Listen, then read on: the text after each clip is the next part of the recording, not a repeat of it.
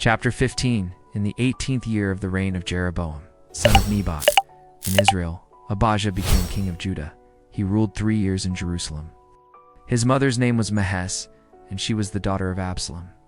Abijah committed the same sins that his father had committed, and he was not faithful in everything to the Lord his God, as his great-grandfather David had been.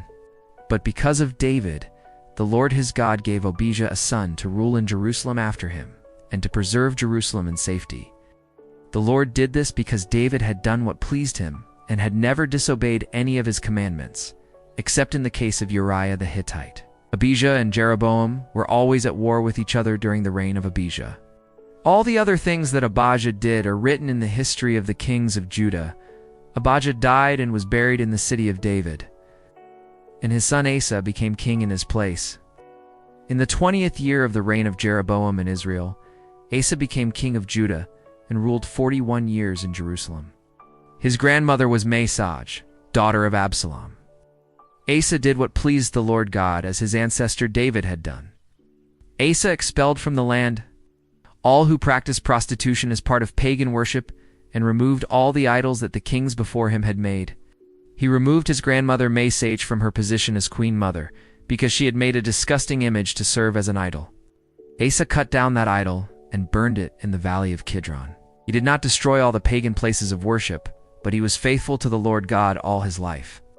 Asa placed in the temple all the objects that his father had dedicated to God, and also the silver and gold objects that he himself had dedicated. King Asa of Judah and King Baasha of Israel were always at war with each other during all the time they reigned. Baasha invaded Judah and began to fortify the city of Ramah in order to control movement on the road that led to Jerusalem. Therefore King Asa took all the silver and gold that were left in the temple and in the palace, and gave them to some of his officials to carry to Damascus and present to King Ben-Hadad, son of Tabrimon and grandson of Hezion. Along with it went the following message: "Let us be allies, as our fathers were. Withdraw now the support you are giving to Baasha king of Israel, so that he will be forced to remove his soldiers from my territory." King Ben-Hadad agreed to Asa's proposal and sent his commanders and his armies to attack the cities of Israel. They conquered the cities of Ijan Dan and Abel-Beth-Mace, a region near the Sea of Galilee, and all the land of Naphtali. When King Baasha heard what had happened, he stopped building the fortifications at Ramah and returned to Tirzah. King Asa sent word throughout all Judah that everyone, without exception, should go and carry away from Ramah the stones and the wood that Baasha had been using to build the fortifications around the city. With that material, Asa fortified the city of Mizpah, and also the city of Geba, which was in the territory of the tribe of Benjamin. All the other things that King Asa did, his acts of courage, and the cities he fortified, are written in the history of the kings of Judah. In his old age, he was afflicted with a disease of the feet. Asa died and was buried in the tombs of the kings in the city of David. His son Jehoshaphat became king in his place. In the 2nd year of the reign of Asa in Judah, Nadab, son of King Jeroboam, became king of Israel. He reigned 2 years. As his father had done before him, Nadab sinned against God and caused the people of Israel also to sin. Baasha, son of Ahijah, from the tribe of Issachar, conspired against Nadab and killed him in the land of the Philistines. At Gibbethon, the city that Nadab and his army were besieging, this happened in the 3rd year of the reign of King Asa in Judah, and so Baasha became king of Israel in Nadab's place.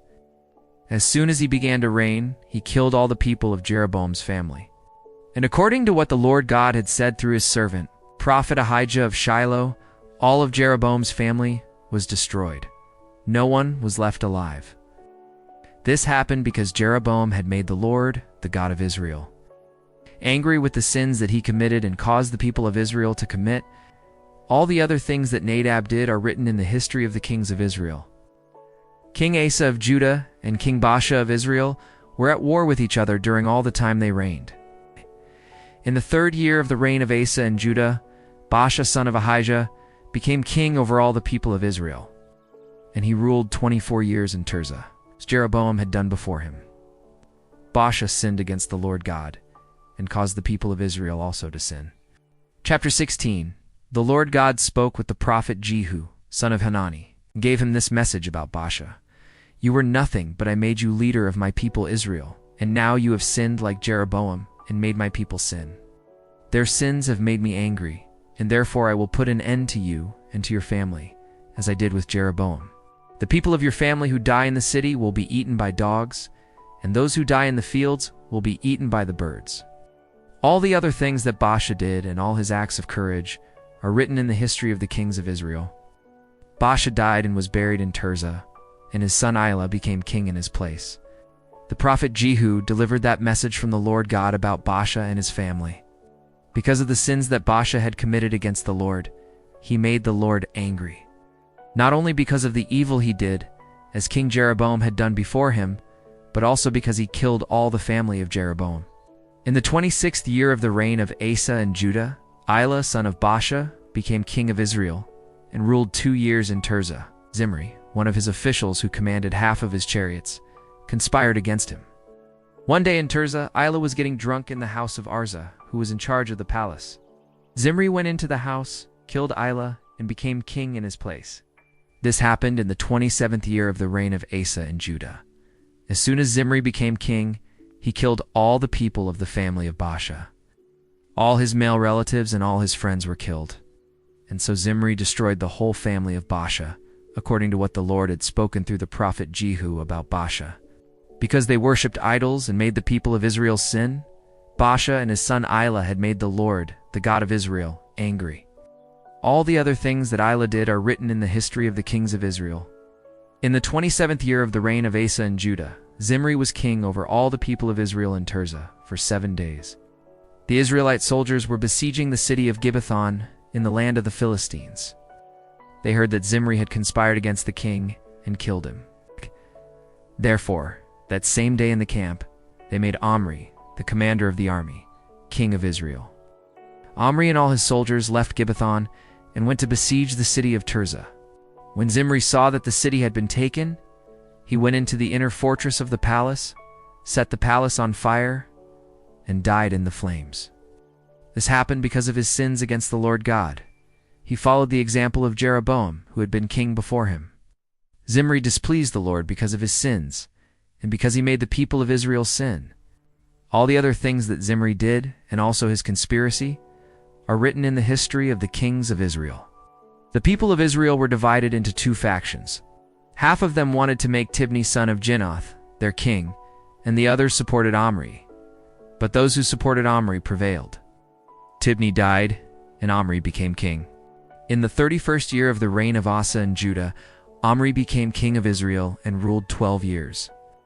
For the first 6 years he ruled in Tirzah. Then he bought the hill of Samaria from a man named Shemer for about 70 kilos of silver. Omri built fortifications on the hill, built there a city, called it Samaria after the name of Shemer, who had been the former owner of the hill. Omri sinned against the Lord God more than all those who had been kings before him.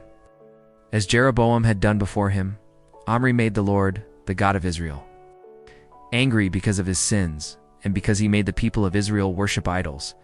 All the other things that Omri did and all his achievements are written in the history of the kings of Israel.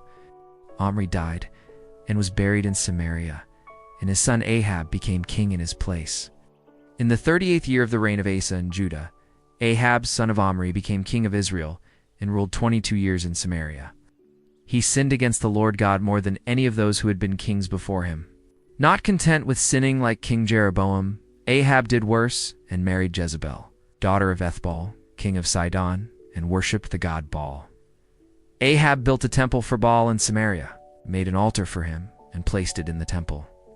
He also set up an Asherah pole.